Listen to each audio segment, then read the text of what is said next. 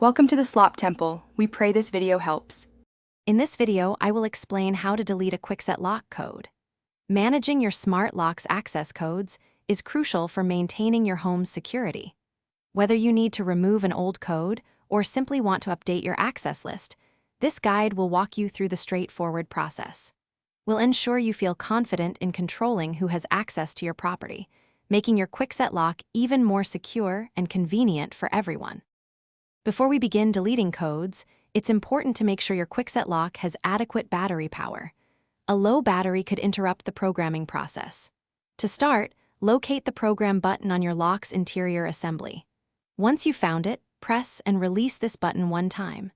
This action will put your lock into programming mode, indicated by a series of beeps or a flashing light, preparing it for the next steps.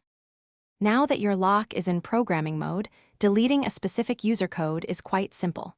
First, enter the user code that you wish to remove from the lock's memory. After entering the code, press the lock button on the keypad. Your Kwikset lock will then provide a confirmation, usually a series of beeps or a green light, indicating that the code has been successfully deleted. This ensures that the old code can no longer grant access. If you need to clear all user codes from your Kwikset lock, perhaps for a complete reset or when moving, the process is slightly different. To do this, press and hold the program button for approximately 30 seconds. You will hear a long beep, signaling that all user codes have been erased. This action will not affect the master code, if one is set, but it will remove all individual access codes, giving you a fresh start with your lock's programming. Thanks for watching.